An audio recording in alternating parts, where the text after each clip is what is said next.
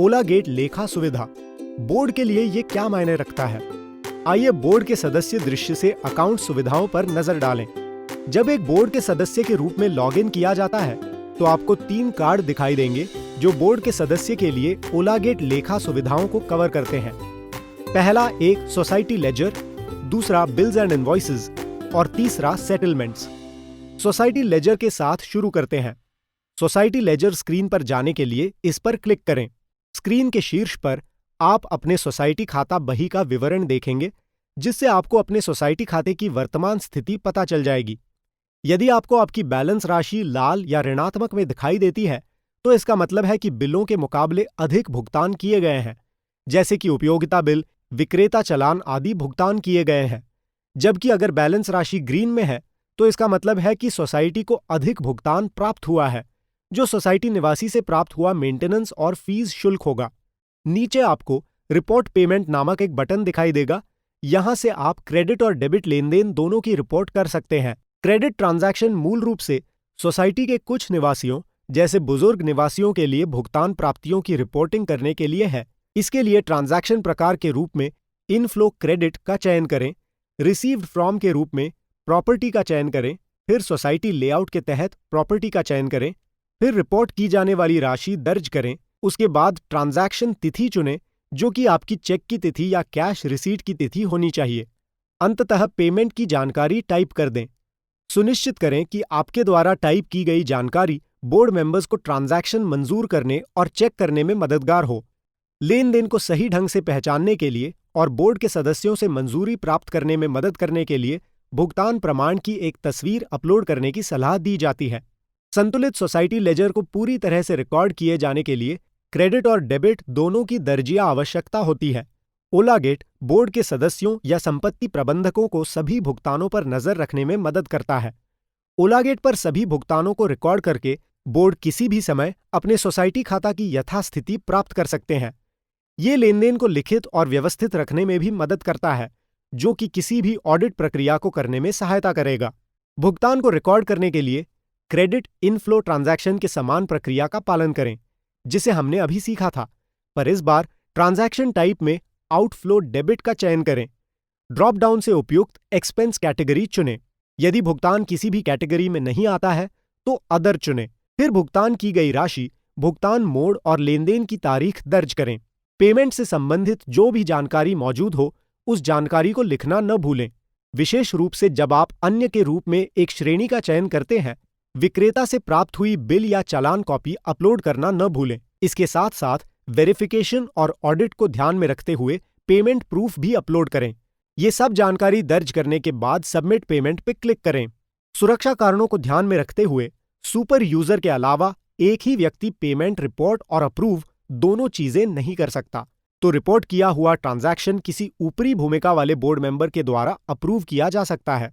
Report payment button के नीचे आपको डेबिट और क्रेडिट लेनदेन के इतिहास की सूची उनकी वर्तमान स्थिति के साथ दिखाई देगी।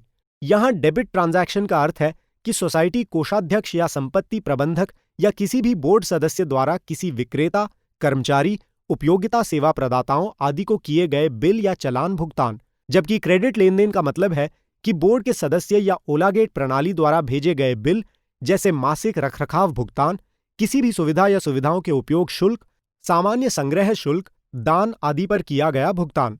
इनमें से प्रत्येक लेनदेन का अधिक विवरण प्राप्त करने के लिए उस ट्रांजैक्शन पर क्लिक करें।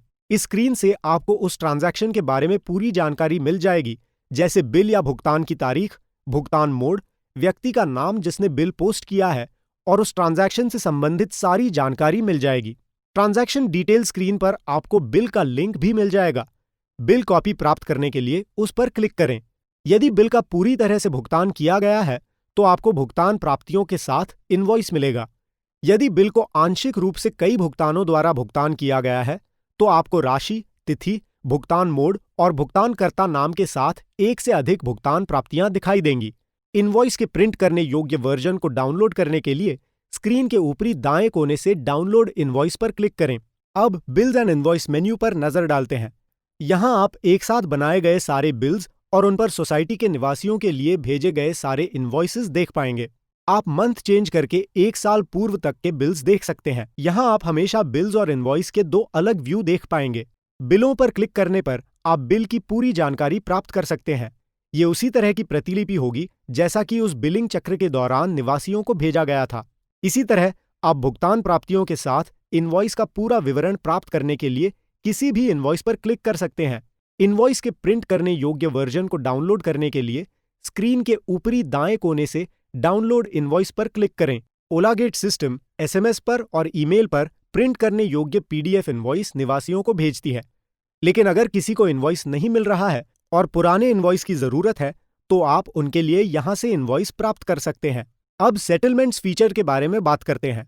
ये विशेष रूप से बोर्ड के सदस्यों के लिए आवश्यक है ताकि वे सोसाइटी के खाते में प्राप्त हुए या आने वाले भुगतानों को ट्रैक कर सकें। ओलागेट में हम पूर्ण पारदर्शिता में विश्वास रखते हैं और हम अपनी कार्रवाई के माध्यम से ये दिखाने के लिए प्रतिबद्ध हैं।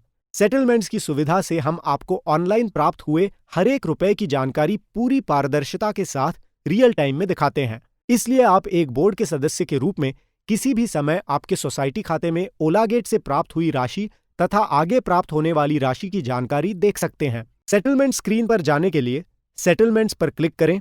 यहां आपको आज तक किए गए सारे सेटलमेंट्स तथा प्रत्येक सेटलमेंट में जोड़े गए ट्रांजैक्शन की संपूर्ण जानकारी मिल जाएगी। अगर कोई पेमेंट प्राप्त हुए हैं जिनका सेटलमेंट बाकी हो तो वो आप अमाउंट पेंडिंग लिखा हुआ पाएंगे।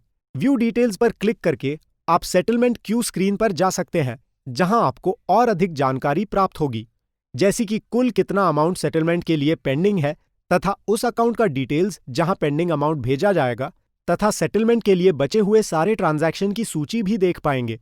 किसी भी ट्रांजैक्शन के डिटेल्स पाने के लिए उस ट्रांजैक्शन पे क्लिक कर सकते हैं।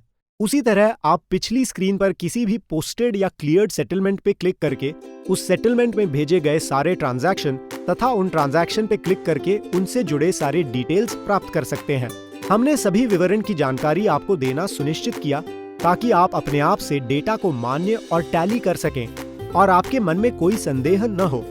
फिर भी यदि आपको कोई भी कठिनाई आए तो हमें जरूर बताएं। हम आपको इन सभी चीजों को समझने में सहायता प्रदान करेंगे। धन्यवाद।